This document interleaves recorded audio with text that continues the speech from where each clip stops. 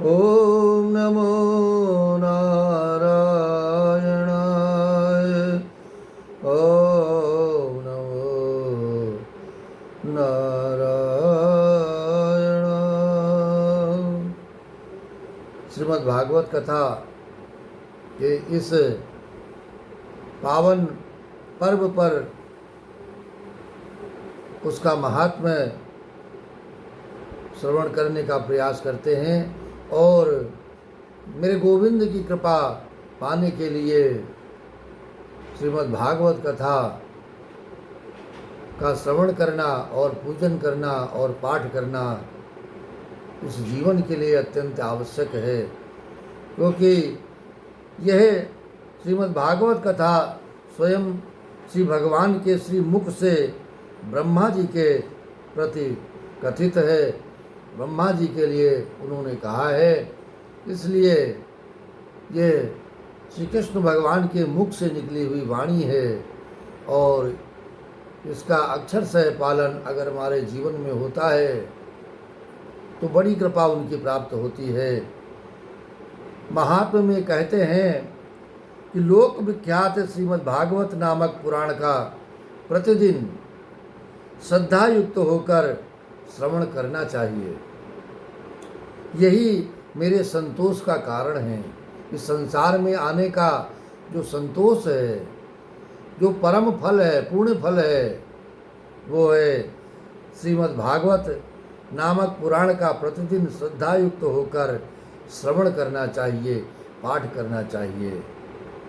जो मनुष्य प्रतिदिन भागवत पुराण का पाठ करता है उसे एक एक अक्षर के उच्चारण के साथ कपिला गौ दान देने का पूर्ण फल प्राप्त होता है। आगे कहते हैं, जो प्रतिदिन भागवत के आधे श्लोक या चौथाई श्लोक का पाठ अथवा श्रवण करता है उसे 1000 गोदान का फल मिलता है।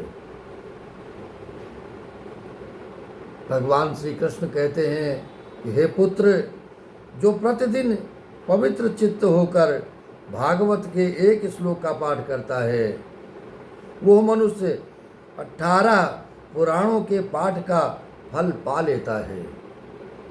इस प्रकार से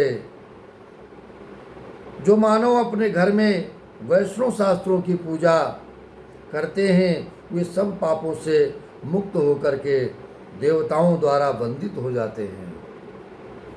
और जो लोग विष्णु भक्त पुरुष को भक्ति पूर्वक भागवत शास्त्र समर्पण करते हैं, दान करते हैं, वे हजारों करोड़ कल्पों तक, अनंत काल तक मेरे वैकुंठ धाम में वास करते हैं। भगवान कहते हैं कि जो लोग सदा अपने घर में भागवत शास्त्र का पूजन करते हैं, पाठ करते हैं, वे मानो एक कल्प के लिए संपूर्ण देवताओं को तृप्त कर देते हैं। कलयुग में जिस मनुष्य के घर में भागवत शास्त्र मौजूद नहीं है, अब इसका फल हम सभी ने सुना, लेकिन कुछ आवश्यक बातें हैं। कलयुग में जिस मनुष्य के घर में भागवत शास्त्र मौजूद नहीं है उसको यमराज के पास से कभी छुटकारा नहीं मिलता है। इस कलयुग में जिसके घर भागवत शास्त्र मौजूद नहीं है उसे कैसे वैष्णव समझा जाए। वो तो चांडाल से भी बढ़कर नीच प्रवृत्ति का व्यक्ति है। लोकेश ब्रह्मा पुत्र मनुष्य को सदा मुझे भक्ति पूर्वक संतुष्ट करने के लिए अपना सर्वस्व देकर भी वैष्णव शास्त्रों का संग्रह करना चाहिए। और विशेष रूप से कलयुग में जहाँ जहाँ पवित्र भागवत शास्त्र रहता है वहाँ वहाँ सदा ही मैं देवताओं के साथ उपस्थित रहता हूँ। इस प्रकार इस महात्म्य में ये नित्य यात्रा हम सभी लोग करेंगे और राधे राधे जपेंगे, गोविंद का सुमिरन करेंगे गोविंद मेरो है, गोपाल मेरो है। श्री बांके बिहारी नंदलाल मेरो है, गोविंद मेरो है, गोपाल मेरो है।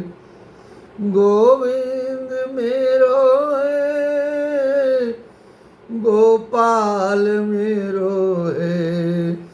श्री बांके बिहारी नंदलाल मेरो है, श्री बांके बिहारी नंदलाल मेरो है।